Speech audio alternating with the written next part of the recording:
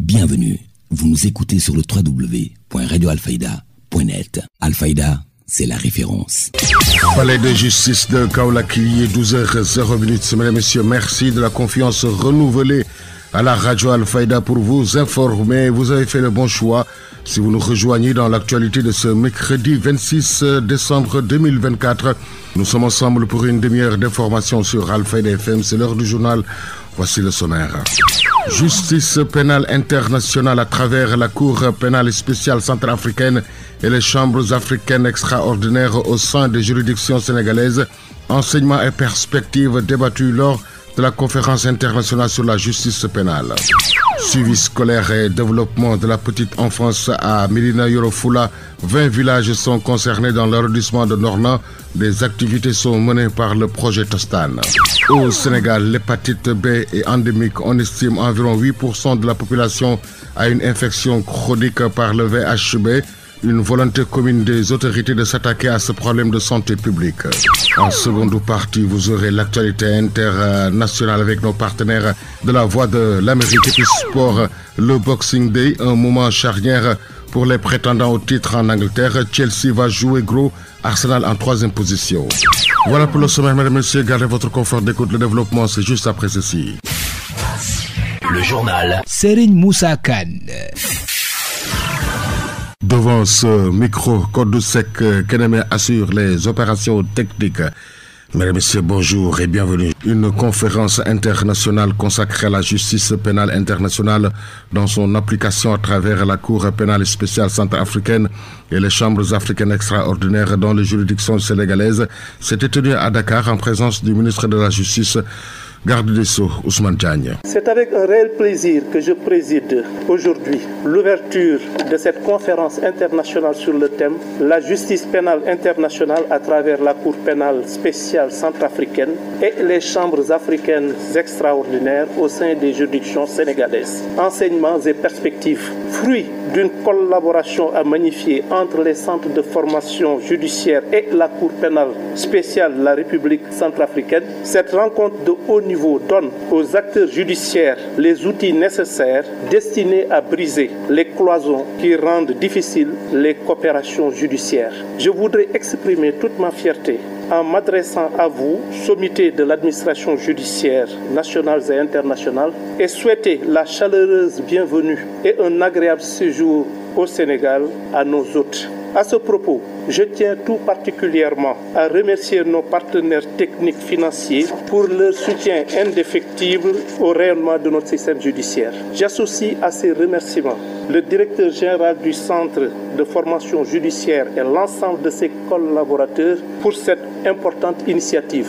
Je salue également l'ensemble des panélistes nationaux et internationaux. Mesdames et messieurs, distingués participants, nous sommes tous témoins des souffrances causées par les conflits armés et les crises humanitaires qui se multiplient à travers le monde et particulièrement en Afrique. Ces événements tragiques sont souvent accompagnés de violations massives des droits humains qui restent très souvent et malheureusement impunies. La justice pénale internationale se présente alors comme un rempart essentiel contre ces crimes de masse odieux. La création de la Cour pénale internationale a marqué un tournant historique en offrant un cadre juridique solide pour poursuivre les auteurs de crimes de guerre, de crimes contre l'humanité et de génocide. Toutefois, de nombreux défis persistent. C'est dans ce contexte que cette conférence se révèle particulièrement opportune. Elle offre l'occasion d'échanger sur les meilleures pratiques, d'identifier les obstacles à surmonter et de définir les nouvelles orientations pour renforcer l'efficacité de la justice pénale internationale. Le ministre de la Justice a également rappelé la création de la CPI qui a offert un cadre juridique pour la lutte contre l'impunité et poursuivre les auteurs de crimes de guerre, de crimes contre l'humanité et de génocide. Réécoutons le garde des Sceaux, Ousmane Diagne. L'adoption du statut de la Cour internationale CPI en 1998 a instauré une nouvelle ère en offrant un précieux complément aux juridictions nationales dans leur bataille contre les crimes internationaux. La conférence de ce matin se propose justement d'approfondir cette vocation de complémentarité par nature les autres juridictions spéciales internationales comme le tribunal pénal international pour l'ex-Yougoslavie, le tribunal spécial résiduel pour la Sierra Leone ou encore les chambres africaines extraordinaires au Sénégal ne se substituent pas aux systèmes nationaux mais les renforcent par leur support et leur expertise. Je voudrais à cet égard m'arrêter sur cette importante initiative que constituent les chambres africaines extraordinaires qui ont joué un rôle significatif dans le paysage juridique et judiciaire sénégalais, voire africain, dans le renforcement de la justice pénale internationale sur le continent. Le succès de ce mécanisme judiciaire résulte du soutien politique de l'État du Sénégal et de sa volonté réaffirmée de lutter contre l'impunité des crimes internationaux. À travers ce modèle de justice qui peut constituer une référence pour d'autres pays africains, notre pays a démontré qu'il est fort possible de répondre aux défis juridiques liés aux crimes graves contre l'humanité et, par conséquent, de juger en Afrique par les Africains des crimes commis sur le continent. Quant à la Cour pénale spéciale pour la République sœur centrafricaine, elle constitue également un réel motif de satisfaction au regard de son apport considérable dans la mise en œuvre du processus de justice transitionnelle en Afrique. L'enjeu de notre rencontre, pertinemment rappelé par monsieur le directeur général, est donc de réexaminer, à la lumière de nos avancées collectives et des perspectives à venir, les cadres juridiques et institutionnels qui régissent la justice pénale internationale. En droite ligne de ces missions, le Centre de formation judiciaire du Sénégal souhaite créer un creuset de partage des bonnes pratiques et de rémédiation des faiblesses. Quelle que soit la pertinence des textes, c'est surtout à l'aune de la pratique qu'on peut juger si un système judiciaire répond aux idéaux et exigences de l'état de droit. Maître Ousmane Diagne, lors d'une conférence internationale consacrée à la justice pénale internationale, selon le directeur du CFJ, Souleymane Teliko, il est nécessaire d'organiser une telle rencontre pour retirer les enseignements de deux expériences majeures qui se sont déroulées en Afrique. Cette activité rentre dans le cadre des objectifs pédagogiques de notre établissement, qui est un établissement de formation, et qui dit formation dit forcément animation scientifique. Et dans ce cadre-là, nous avons jugé nécessaire d'organiser une rencontre pour tirer les enseignements de deux expériences majeures qui se sont déroulées en Afrique. La première, ce sont les chambres africaines extraordinaires que vous connaissez, qui ont été créées au Sénégal et qui ont jugé l'ancien président tchadien, M. Hissène Habré. Et la seconde, c'est la Cour pénale spéciale, qui est une juridiction hybride, similaire aux chambres africaines extraordinaires et qui continue aujourd'hui à fonctionner en Centrafrique. Nous avons invité 5 magistrats de la Centrafrique qui sont venus échanger leur expérience avec les acteurs judiciaires sénégalais. Ça entre dans le cadre de, comme je disais, de l'animation scientifique au sein de notre établissement. Et nous avons jugé nécessaire de choisir un sujet qui est en rapport avec la justice pénale internationale. Et dans ce cadre-là, les deux expériences majeures qui sont déroulées en Afrique, ce sont les chambres africaines et la Cour pénale spéciale. Et nous pensons donc que ce sont des sujets appropriés pour parler de la justice pénale internationale ici dans notre pays. Les défis sont nombreux, on passerait toute la journée pour en parler. C'est précisément l'un des objectifs de ce séminaire, de situer les problématiques, d'identifier les défis et les contraintes et éventuellement aussi de formuler des recommandations qui soient utiles pour l'approfondissement de notre justice. C'est un cadre d'échange et de partage. Et donc, ce que nous attendons, c'est qu'il y ait un enrichissement mutuel, mais également des recommandations qui seraient profitables à la fois à la justice sénégalaise et à la justice pénale internationale. L'actualité sur Alfayda FM. Si vous nous rejoignez dans l'actualité de ce mercredi 26 décembre 2024, l'info se poursuit sur la référence. Un atelier de renforcement sur les bonnes pratiques parentales, le suivi scolaire et sur le développement de la petite enfance est tenu dans le département de Médina Yoro Foulah. Finti Baro est le coordinateur du projet Tostan. Ce séminaire, dans le cadre du renforcement des pratiques parentales, nous avons un projet qui est dans la collectivité territoriale de Bignarabé et de Koulinto, dans l'arrondissement d'Ondorna, département de Médina Yoro Foulah, afin, dans le cadre du développement de la petite enfance, nous avons organisé ici un séminaire pour partager avec les enseignants et avec les guides religieux pour vraiment les imprégner sur ce que Tostan est en train de faire sur le terrain et dans le cadre de la protection de l'enfant, mais aussi le développement intégré de la petite enfance, mais aussi le renforcement des pratiques parentales au niveau des villages intervenants, 20 villages dans l'arrondissement d'Ondorna. Ces bonnes pratiques parentales, nous avons un module classe qui parle du développement du cerveau et les interactions avec l'enfant pour développer les organes de sens, mais aussi avec des conseils importants pour les parents qu'il faut pratiquer dans le cadre de l'éducation, l'accompagnement de l'enfant enfants de 0 à 6 ans. Et ça, nous avons des modules et nous avons un matériel qu'on appelle le Talking Boots, mais aussi nous avons des enregistrements qu'on appelle conseils importants pour les parents, que les parents vont éduquer et écouter et pratiquer au niveau des enfants. Ce qui nous a motivé dans ça, on a une enquête qui a été réalisée au Sénégal. Nous avons constaté qu'il y a un échec, les enfants ne savent pas lire et écrire, donc c'est parce que par défaut de l'encadrement des parents, la perte des valeurs civiques, mais aussi avec la relation entre le parent et l'enseignant, la maman ou le père ne s'occupe pas aussi de l'éducation et il n'y a pas de relation entre l'enseignant et le parent. Donc il faut partager avec l'enseignant, il faut partager avec le guide religieux qui sont tous des éducateurs, mais aussi c'est le premier éducateur, c'est le parent de 0 à 6 ans avant d'aller même à l'école. Donc c'est ce qui nous a poussé à organiser cet atelier parce que les enseignants et les guides religieux, certains ne sont pas dans la classe, et alors que les mamans et certains papas sont dans nos classes. Finte Baro, coordonnateur du projet Tostan, réagissait au micro de Papa Kajeli Badji. Le sous-préfet de l'arrondissement de Norna trouve pertinent cet atelier car c'est le développement de l'enfant qui est en jeu, d'où l'obligation d'apporter des corrections.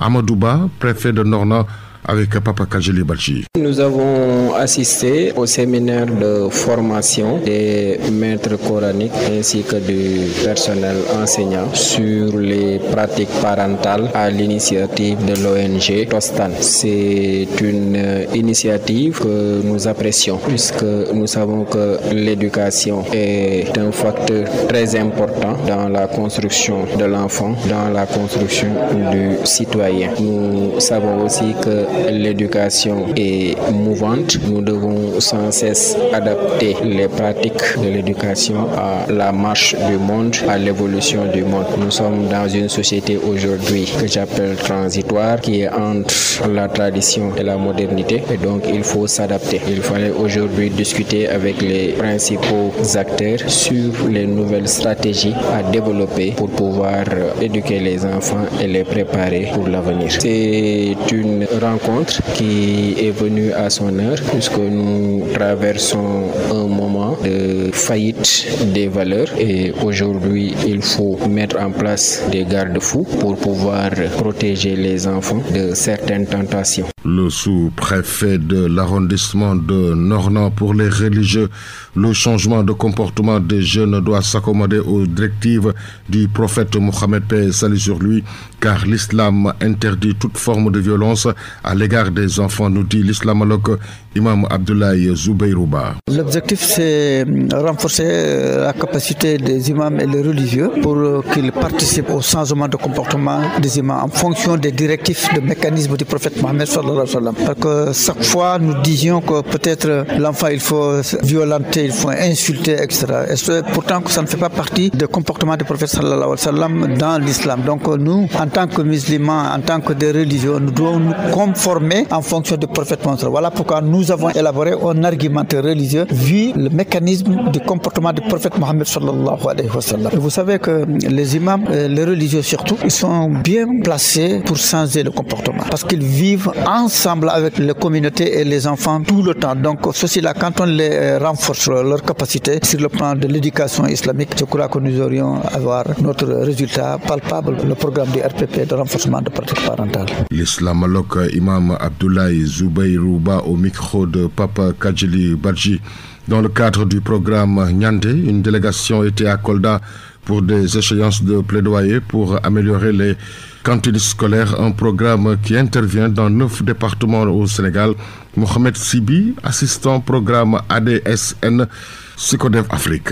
Nous sommes là à Kolda dans le cadre du programme Nyamde. Nyamde, c'est un programme de cantine scolaire qui intervient dans 9 départements du Sénégal. On est là aujourd'hui dans le cadre des actions de plaidoyer, raison pour laquelle nous avons convié les acteurs territoriaux et locaux dans le cadre de la mise en œuvre de ce programme. Psychodev, son rôle dans le cadre du projet Nyamde, c'est les actions de plaidoyer. Les actions de plaidoyer, nous les menons au niveau national et aussi au niveau de la base. Actuellement, nous sommes là, nous avons réuni les acteurs acteurs pour échanger autour des actions de plaidoyer à la base. L'objectif de cette rencontre, c'est de réfléchir avec les communautés pour voir quelles sont les niches de financement qui sont disponibles au niveau des communautés, essayer de voir pour renforcer le financement des cantines scolaires. Raison pour laquelle nous sommes là pour réfléchir avec ces gens. C'est un atelier, mais aussi c'est une session de travail au bout duquel nous allons sortir avec un plan d'action de plaidoyer qui sera déroulé au niveau des différentes communes dans lesquelles intervient le projet dans le département de Kolda et essayer de capter le maximum d'acteurs et le maximum de cibles qui sont vraiment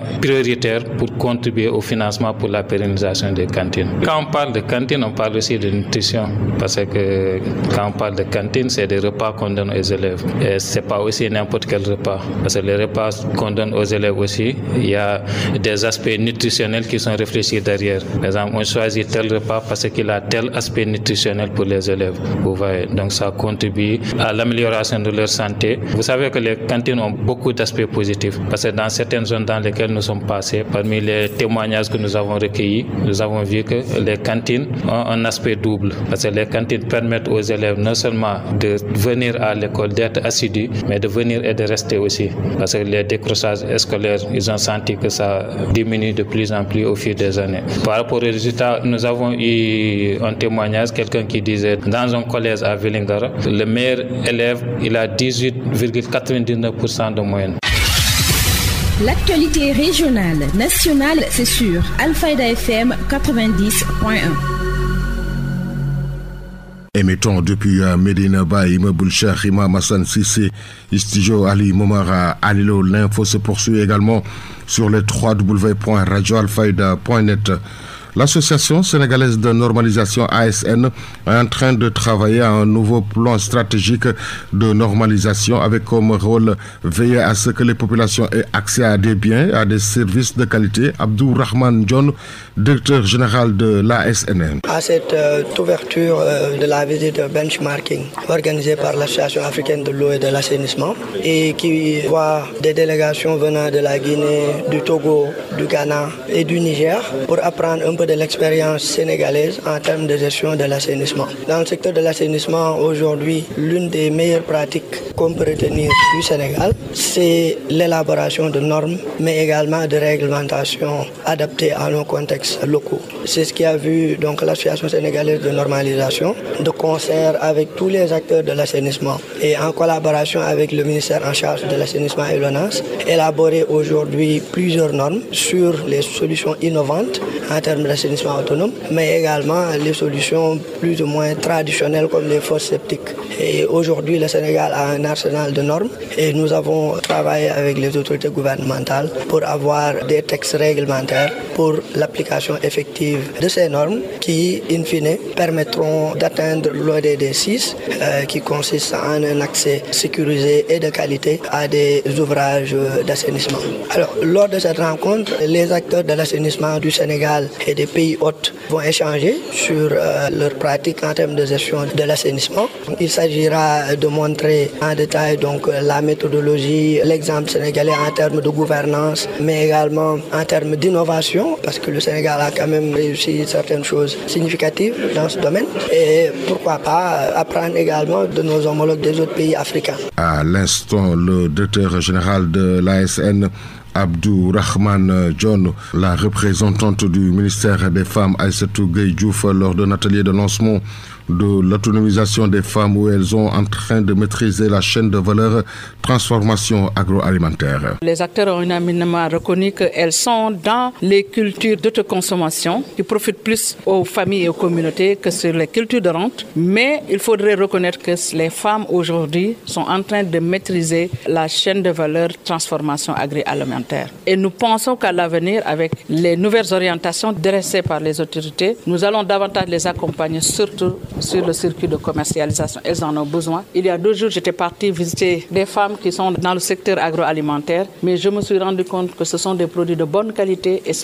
le défi aujourd'hui sur lequel on devrait mettre l'accent, c'est le défi de la commercialisation de ces produits, parce que qui fait de la production doit pouvoir commercialiser pour espérer des retombées économiques et c'est un cercle vicieux. Plus on produit, plus on commercialise, on a la capacité de production et je pense que c'est un défi que nous pouvons relever ensemble avec le secteur, mais aussi avec tous les autres secteurs et acteurs qui pourraient apporter leur concours à cet noble objectif. À l'instant, Aïssatou Gueye Diouf, la représentante du ministère des Femmes. Selon la coordonnatrice cellule équité et genre au ministère de l'Agriculture, Madame Baké, c'est un programme qui vient à point nommé au moment où des disparités ont été constatées sur tous les maillons de la chaîne de valeur agricole. C'est un programme qui vient à son heure dans la mesure où on a constaté des disparités sur tous les maillons de la chaîne de valeur agricole, en l'occurrence au niveau de la production, de la transformation et de la commercialisation. Et ces disparités, ce programme compte les résoudre. Donc c'est vraiment important d'élaborer ce programme d'autonomisation de la femme dans le secteur de l'agriculture qui va nous accompagner déjà dans les orientations de l'autorité et qui s'aligne sur les priorités du nouveau référentiel, en l'occurrence la stratégie de développement du Sénégal, mais aussi le projet porté par son Excellence M. Bassirou Diomaye Diakhar Faye, président de la République du Sénégal, la stratégie nationale d'équité et d'égalité de genre, mais aussi la stratégie de souveraineté alimentaire. Parce que nul n'ignore la part importante des femmes dans le développement agricole, mais aussi dans l'atteinte de la souveraineté alimentaire. Donc c'est un programme vraiment qui est très important à notre niveau et qui va nous permettre de relever les défis concernant les contraintes déjà recensées. Du fait qu'on est en train de lancer le processus, un diagnostic va être fait avec tous les acteurs du secteur, en l'occurrence les services étatiques, les organisations de producteurs, le secteur privé, la société civile et les partenaires techniques et financiers. Et à partir de ce diagnostic, on pourra vous dire vraiment la part des femmes qui sera concernée par le programme en termes d'accompagnement et d'appui. Mais l'essentiel, c'est que déjà au niveau des statistiques agricoles, on a constaté qu'il y a des déséquilibres concernant l'accès au foncier. Donc pratiquement, c'est moins de 10% des parcelles exploitées. Donc des parcelles sont exploitées par les femmes comparées aux hommes qui tournent autour de plus de 90%. Donc pour montrer que vraiment il y a un enjeu à relever dans ce domaine-là, d'où le fait d'élaborer ce programme qui va permettre d'accompagner les femmes, surtout dans l'accès à la terre, mais de bonne qualité. Parce que ce qu'on a constaté sur le terrain, qu'il y a certaines femmes qui accèdent à la terre, mais malheureusement, ces terres-là sont de mauvaise qualité. On verra comment accompagner ces femmes pour qu'elles accèdent à de bonnes terres, mais aussi à des intrants de qualité. Parce que nul n'ignore que dans le secteur de l'agriculture, il y a un programme agricole où l'État subventionne des intrants agricoles, en l'occurrence les semences, les engrais, le batterie agricole. Donc c'est important vraiment de voir comment accompagner ces femmes-là pour qu'elles accèdent mieux à ces opportunités, surtout à ces intrants et facteurs de production. Ce programme concerne l'ensemble du territoire national. Madame Baké, coordonnatrice cellule équité et genre au ministère de l'Agriculture. Une formation qui a tourné essentiellement autour de la valorisation des acquis de l'expérience. Un dispositif novateur a indiqué Cheikh Fatma Diop. La formation, c'est essentiellement autour de la valorisation des acquis de l'expérience, qui est un dispositif novateur par lequel des femmes détenant déjà des compétences donc sont certifiées, ont les diplômes requis pour justement montrer que ces compétences sont belles et bien existantes. Et derrière, en fonction du déroulé, accompagner les femmes vers des dispositifs de financement. Vous avez entendu parler de partenariat avec l'ADER, avec le 3FPT, pour pouvoir donc leur donner les leviers de pouvoir s'insérer dans le dispositif entrepreneurial avec pour finalité une éclosion socio-économique. Il est important de pouvoir s'assurer que les femmes ont les financements nécessaires pour monter leur projet entrepreneurial et développer leurs activités dans une dynamique d'insertion durable. Au moins 600 à 700 femmes ont été ciblées pour départ, mais le projet dans ses itérations futures vise à former des centaines et des centaines de femmes parce que celles-ci constituent l'autre frange de la société. Les femmes forment au moins la moitié de la population. L'actualité sur Alfayda FM. Sur Alfayda FM, la radio qui vous informe partout que vous soyez dans le monde. La mairie de Vélingara a initié un projet pour la régularisation foncière de Vélingara et environ. Une cartographie sera faite et ensuite procéder à un recensement qui se fera avec l'accompagnement de la mairie, du cadastre et de l'urbanisme.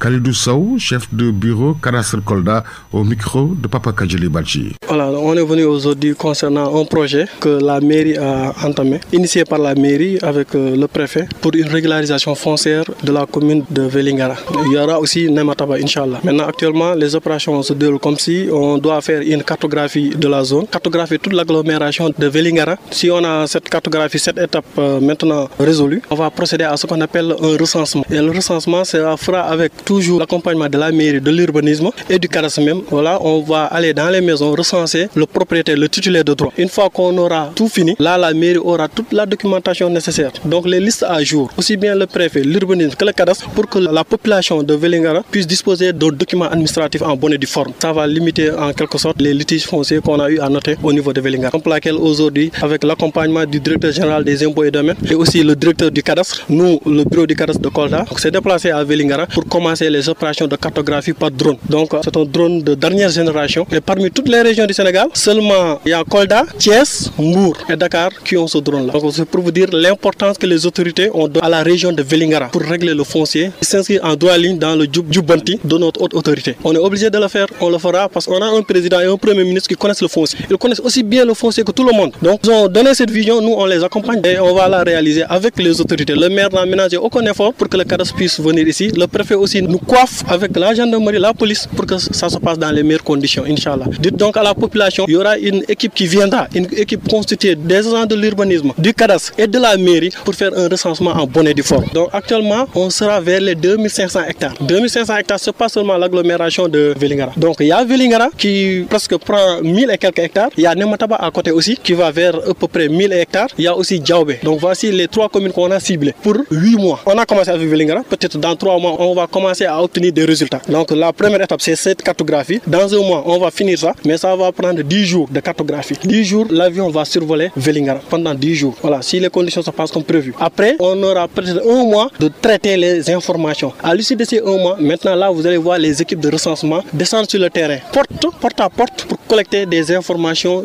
liées aux propriétaires. Bon, ça va régler beaucoup de choses. Ça va aider la population à disposer d'un document administratif déjà, d'être en règle, d'être connu des registres de l'urbanisme, de la préfecture et du cadastre. Et du coup, les gens, au départ, il y a beaucoup de gens qui n'ont même pas d'extrait de plan cadastral. Pour une autorisation de construire, c'est tout un problème. Selon l'adjoint au maire de Vélingara, Oumar Ndiaye, il est aujourd'hui nécessaire d'assainir le foncier.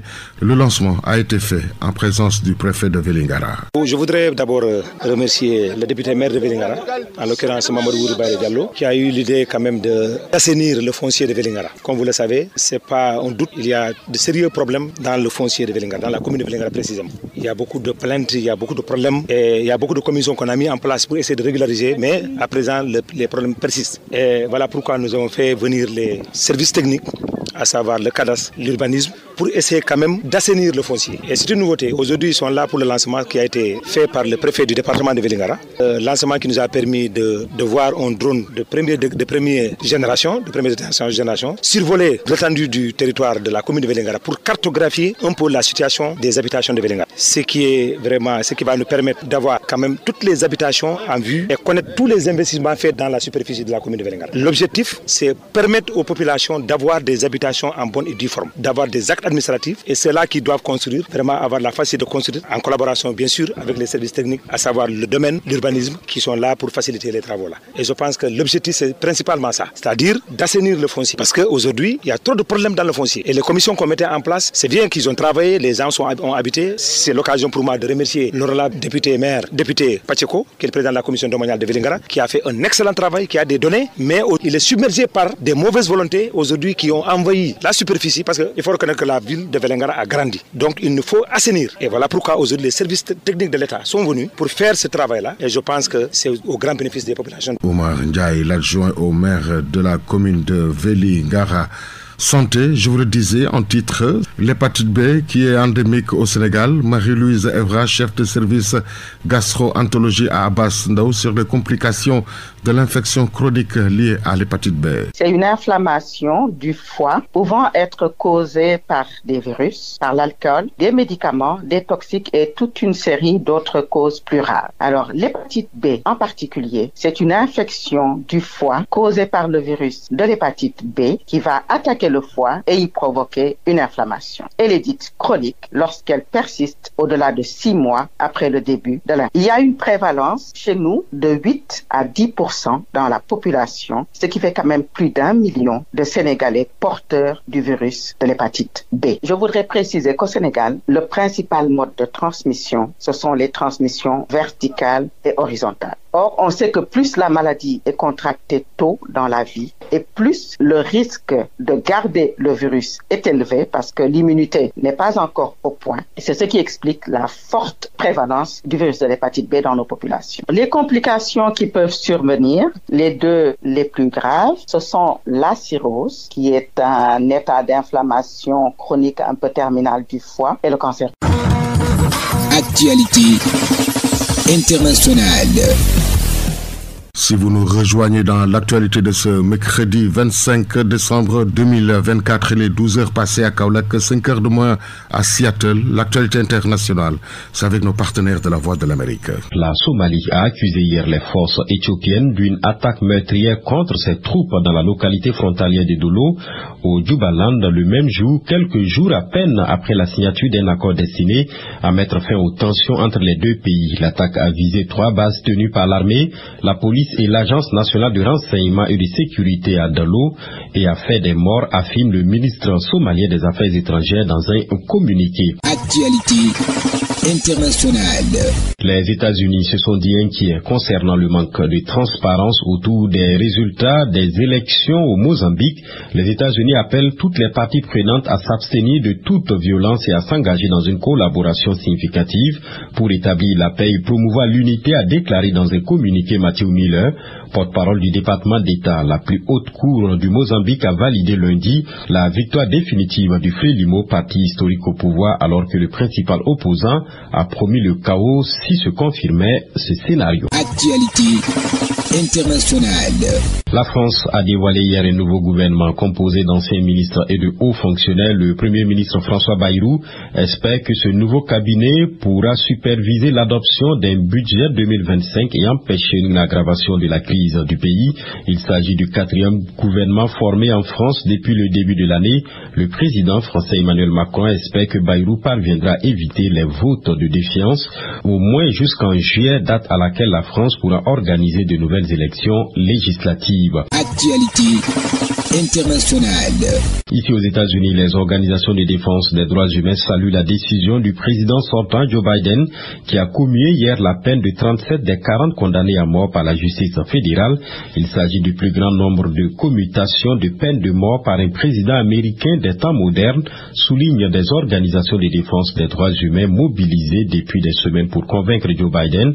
Sur quelques 2300 prisonniers dans le couloir de la mort aux États-Unis, seulement 40 étaient condamnés par la justice fédérale jusqu'à la mesure de clémence prise par Joe Biden. 25 exécutions réalisées dans le pays en 2024 se sont concentrées dans 9 États. Actualité internationale. Le premier ministre israélien Benjamin Netanyahu a évoqué hier avec prudence des avancées pour un accord sur les otages retenus dans la bande de Gaza depuis l'attaque du Hamas palestinien en octobre 2023. Des négociations indirectes la semaine passée au Qatar entre Israël et le Hamas avec Doha et l'Égypte comme médiateurs ont ravivé l'espoir d'un accord sur une trêve et une libération des otages à Gaza. Lors de l'attaque du Hamas le 7 octobre 2023 sur le sol israélien, 251 personnes ont été enlevées, parmi elles 96 restent otages à Gaza, dont 34 déclarées mortes par l'armée. Actualité internationale. Plus de 25 000 réfugiés syriens ont traversé la frontière turque pour entrer dans leur pays au cours des 15 derniers jours, affirme le ministre turc de l'Intérieur Ali Yerlikaya. La Turquie, qui partage une frontière de plus de 900 km avec la Syrie, accueille toujours sur son sol quelques 2,92 millions de Syriens ayant fui la guerre qui a meurtri leur pays à partir de 2011.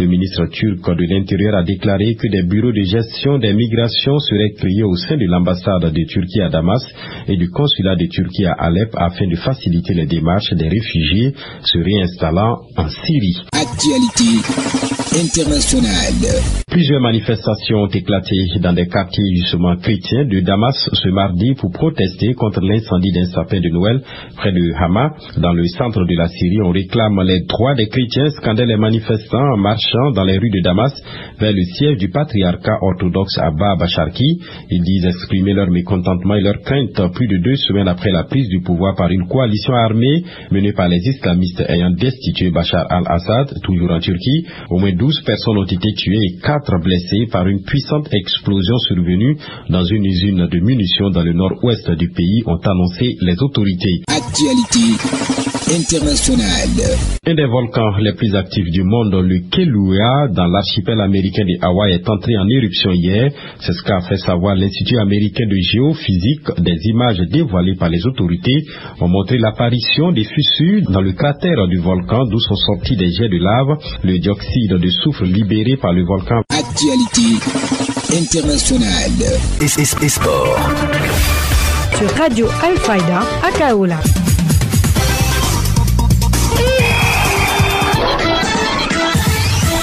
Une page sportive que nous ouvrons avec le tir au pistolet, avec le démarrage de la première journée du championnat. 16 tireurs sur les 20 inscrits étaient présents au camp militaire BAT 1. Voici la réaction de quelques-uns des joueurs. Le tir de précision en général, il faut beaucoup d'entraînement. Donc beaucoup de séances d'entraînement. Donc c'est une compétition à soi-même. Il faut un bon mental pour pouvoir réussir à faire de bons résultats. Pour être honnête, oui, je ne m'entraîne pas assez du tout. Parce qu'il y a le manque de temps et autres. Et il y a aussi, je ne sais pas si on pouvait créer des temps d'entraînement dans la semaine. Comme ça va nous permettre de mieux avoir la main pour le tir. Quand l'arbitre dit halte au feu, automatiquement on pose les armes. Culasse ouverte. Et l'arbitre vérifie s'il y a une arme dont la culasse n'est pas fermée. Automatiquement, le tireur est sanctionné. Et il y a eu tout de même des scores, même si je dois dire des scores timides, c'est normal parce que c'est les premières compétitions, les gens ne sont pas entraînés. En tout cas, la participation a été très bonne et je trouve que ça donne des perspectives sur ce qui va se passer, Inch'Allah. En attendant la tenue de leur assemblée générale pour l'installation de la fédération de tir au pistolet. Basketball à présent avec son équipe, les Winchester Knicks Nangagne de Sagana Diop, le technicien de Lyon du Sénégal de basket a remporté son deuxième titre de champion en J-League Winter. Natation, Mathieu Ousmane Sey a égalé le record du Sénégal de 50 mètres papillon avec un temps de 24,50 tiers. Mercato Football, Bourges FC de Sadio Mané accueille un autre Sénégalais. Il s'agit de Lamine Touré, ailier de 21 ans formé à Génération Foot, a signé un contrat de 2 ans. Exclu des compétitions officielles de la FIFA et de l'UEFA, la Russie aurait sollicité le Sénégal pour un match amical. C'en est tout pour cette page sportive. C'est la fin de cette édition. Merci à Kodoussek Keneme qui en a assuré la partie technique. La rédaction en chef a été assurée par Elhaji Ibrahima Gaye. Était devant ce micro Serigne Moussa Kane. L'info reviendra dans moins de 25 minutes. Ce sera en Wolof avec Maria Maba. Tout de suite, le rappel de ce qui a fait l'essentiel de ce 12h. Al-Fayda FM 90.1. Justice pénale internationale à travers la Cour pénale spéciale centrafricaine et les chambres africaines extraordinaires au sein des juridictions sénégalaises. Enseignement et perspectives débattus lors de la conférence internationale sur la justice pénale. Suivi scolaire et développement de la petite enfance à Médina Yoro Fula. 20 villages sont concernés dans l'arrondissement de Nornan. Des activités sont menées par le projet Tostane. Au Sénégal, l'hépatite B est endémique. On estime environ 8% de la population a une infection chronique pour le VHB. Une volonté commune des autorités de s'attaquer à ce problème de santé publique. En seconde partie, vous avez suivi l'actualité internationale, la page sportive qui a mis un terme à ce 12h. Mesdames et messieurs, merci de nous avoir accueillis dans l'intimité de chez vous. Excellente suite des programmes sur la 90.1 et très bonne fête. Le journal Serigne Moussa Kane.